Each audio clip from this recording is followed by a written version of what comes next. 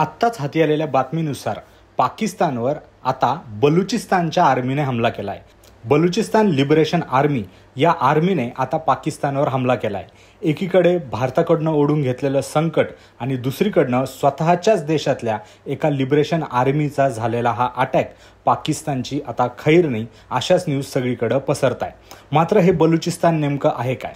बलुचिस्तान म्हणजे पाकिस्तानमधलं एक राज्य आहे। पाकिस्तानमध्ये खैबर पख्तूनख्वा, सिंध, पंजाब आणि चौथं म्हणजे बलुचिस्तान अशी 4 राज्य आहेत। यातलं बलुचिस्तान हे पाकिस्तानचं सर्वात मोठं राज्य आहे जमिनीच्या हिशोबाने, म्हणजे जवळपास 40% जमीन ही फक्त बलुचिस्तानची आहे। मात्र बलुचिस्तानच्या वाट्याला आतापर्यंत चांगले रिसोर्सेस आले नाही।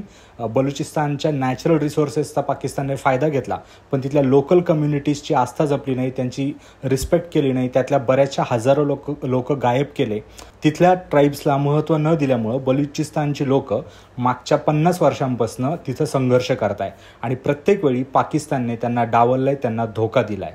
बलुचिस्तान लिबरेशन आर्मीने याआधी अगदीच काही महिन्यापूर्वी 11 मार्च 2025ला एक ट्रेनसुद्धा हायजॅक केली होती।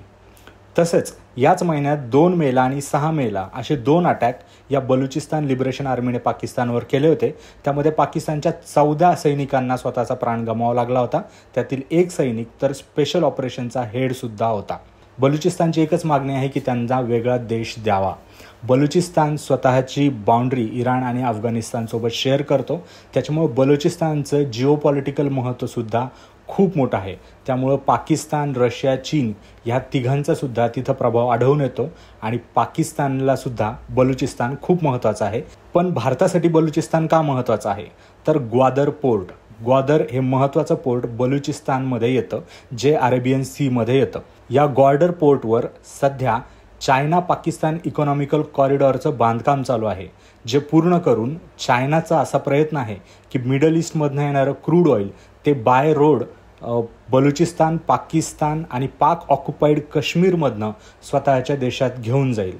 ह्या जर कॉरिडॉरचं काम पूर्ण झालं तर भारतासाठी समस्या वाढू शकतात। सध्या हिंद महासागरात असणाऱ्या अंदमान निकोबार या बेटाच्या जवळ असणारी चायनाचं जे आपण नेक मानतो त्यांच्या ट्रेड रूटचं, ते भारत कधीही बंद करू शकतो, म्हणून हा अल्टरनेट रूट चीन सध्या स्वतःसाठी स्थापन करू पाहतो आहे। हा लँड रूट हाच भारताच्या डोक्याचा एक ताण बनू शकतो। त्याआधी बलुचिस्तान आर्मीला सपोर्ट करून पाकिस्तान आणि चीनला मागे पाडणं हेच भारताचं पुढच्या काळातील ध्येय असणार आहे।